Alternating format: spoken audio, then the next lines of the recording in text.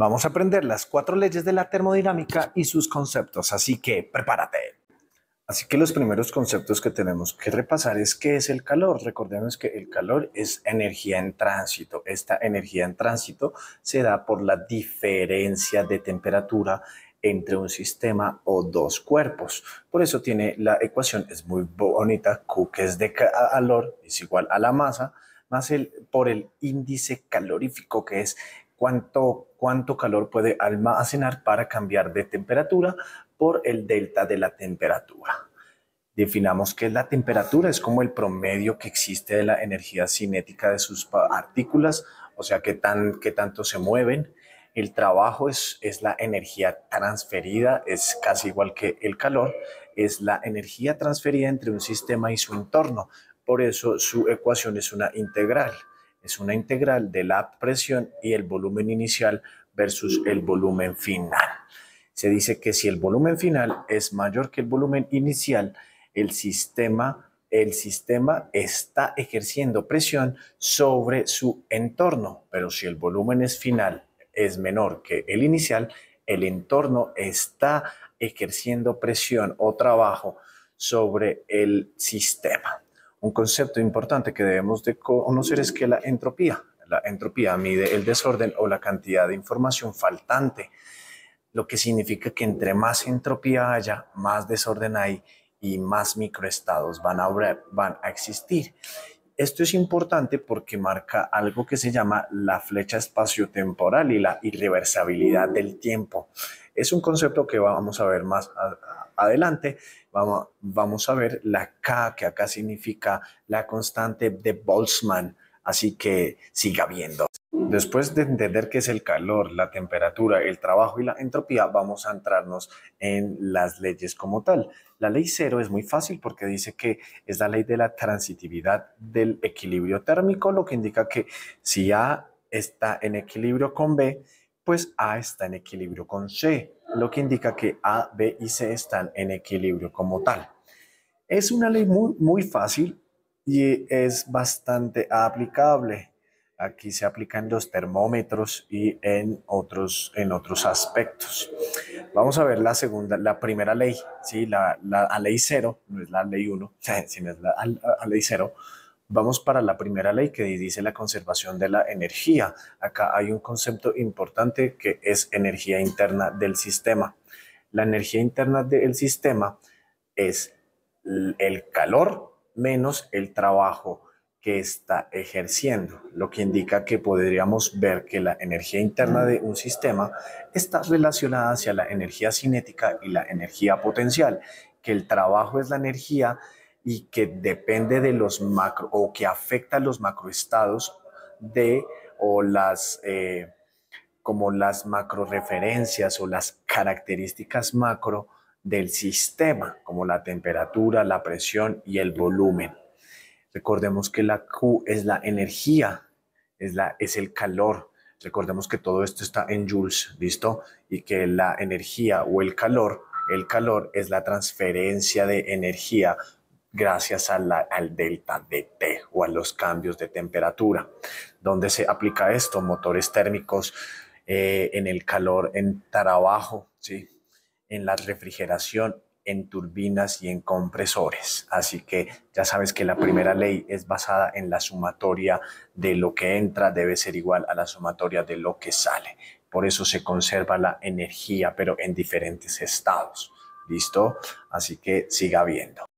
Listo, entonces vamos ahora con la segunda ley, que para mí es la más hermosa porque aplica la ley de la entropía o cómo es la entropía, que dice que en cualquier estado la entropía aumenta o es constante. Recordemos que la entropía mide el desorden o la cantidad de información faltante en un sistema y que más entropía, más desorden y más microestados. Esto es algo que está relacionado con la flecha espaciotemporal. Más adelante lo vamos a ver. También la segunda ley dice que la energía tiende a ir de algo más caliente a algo más frío y que no existe una máquina térmica con el 100% de efectividad. Por eso tenemos aquí el ciclo de de Carnot, donde la ecuación dice que 1 menos la temperatura fría dividido la temperatura caliente me da el porcentaje de eficacia del motor o de la máquina que se basa en el cambio de temperatura. ¿Qué implicaciones tiene esto? Que el calor fluye de mayor a menor temperatura. Esto es algo universal y es importante. De acá se tienen los conceptos de que existía mucha más entropía, menos entropía en el Big Bang que ahora. Ahora tenemos que ver que ninguna máquina convierte el calor 100%, toda la energía en trabajo. Por eso tenemos que utilizar la ecuación de Carnot o el ciclo de Carnot para saber qué tan efectivo es.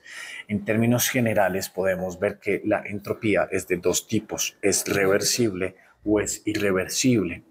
La ecuación delta de S dice que la variación de la entropía es igual al calor aplicado para hacer el proceso reversible versus dividido la temperatura. Y que si esto es igual a un proceso reversible, pero vamos a ver que esto es pura teoría, que en la práctica real todos los procesos termodinámicos son irreversibles y por eso se muestra en una inecuación donde es el calor dividido la temperatura. Así que la segunda ley dice que es en cualquier estado la entropía aumenta o es constante, que hay una irreversibilidad del tiempo o hay una flecha espacio-temporal de que va de caliente a frío y que no existe una máquina térmica con el 100% de efectividad. Y una de las más coquetas y más fáciles de entender es la tercera ley que dice que si un sistema o una partícula alcanza el cero absoluto, acá está el cero absoluto, la entropía tiende a ser cero. Sin embargo, acá hay algo que se llama el principio de la inalcanzabilidad, que ninguna partícula o ningún sistema térmico va a llegar a ese cero absoluto. Recordemos que el cero absoluto es 0 kelvins y en términos de centígrados serían menos 273,15 centígrados.